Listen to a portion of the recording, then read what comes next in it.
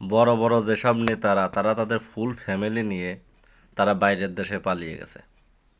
তাদের কোনো চিন্তা নাই, তাদের পরিবারের উপরে কোনো অত্যাচারিত হচ্ছে না কেউ, সন্তান স্ত্রী সব কিছু নিয়ে তারা চলে গেছে। কিন্তু যারা কর্মী ছিল তারা তো বাংলাদেশে ছিল, তারা এখন আটকে গেছে, তারা পুলিশের হেফাজতে আছে। তাদের ফ্যামিলিগুলো এখন কিভাবে চলবে? তাদের ফ্যামিলিতে খাবার নাই, টাকা পয়সা নাই। যদি টাকা পয়সাই থাকতো তাহলে কালকের ওই ঘটনাটা ঘটতো না। তা তাদের ফ্যামিলির খোঁজ খবর কি এইসব নেতারা নিচ্ছে? যে না, আমাদের জন্য যারা কাজ করছে তাদের পরিবারের আজকে এই করুণ অবস্থা, তাদের পাশে থাকি। তাই এইসব বড় বড় নেতারা শুধু নিজেদের স্বার্থের জন্য এদেরকে ব্যবহার করে। আজকে যদি তারা এদের পরিবারের খোঁজ খবর নিত তাহলে এরকম দুর্ঘটনা ঘটতো না বাংলাদেশে।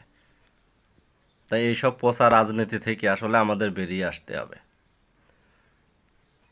ওই দলের রাজনীতি করতে হবে যে দলের একজন যদি জেলেও চলে যায়, তার পরিবারকে ওই দলের প্রধানরা খোঁজ খবর নেয়, তাদের খাবার দেয়, তাদের টাকা দেয়, পয়সা দেয়, পরিবার ভালো মতো চলে।